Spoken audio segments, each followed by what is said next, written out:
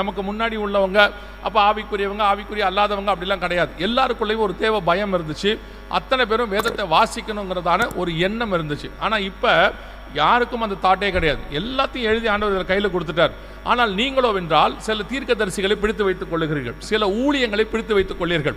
ஊழியங்களுக்கு பின்னாலும் தீர்க்கதரிசிகளுக்கு பின்னாலும் ஓடினீர்கள் என்று சொன்னால் பரலோகத்திற்கு போக முடியாது. வேதத்துக்கு பின்னால் போனால் மட்டும்தான் பரலோகத்திற்கு போக முடியும். இது மட்டும்தான் பரலோகத்துக்கு வழி சொல்லக்கூடிய ஒரே ஒரு புஸ்தகம்.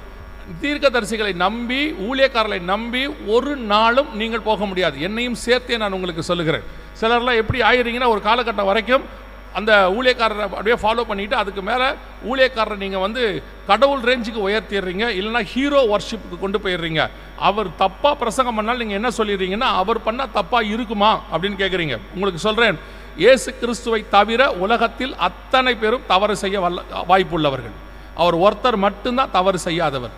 இன்றைக்கி நிறைய பேர் இந்த ஊழியங்களுக்கு பின்னால் ஊழியக்காரர்களுக்கு பின்னால் ஓடி வேத வசனத்தை மறந்துட்டாங்க. அவங்க சொல்கிறது சரியா தப்பான்னு கூட உங்களுக்கு தெரிய மாட்டேங்குது.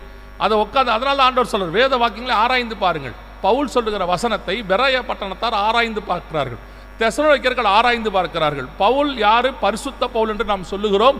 அவர் எழுதின 13 நிருபங்கள் நம் கையில் இருக்கிறது. கர்த்தர் அவரை நம்பி கொடுக்கிறார். அவர் சொன்னதையே அவர்கள் ஆராய்ந்து பார்த்தார்கள் என்று வேதம் சொல்லுகிறது.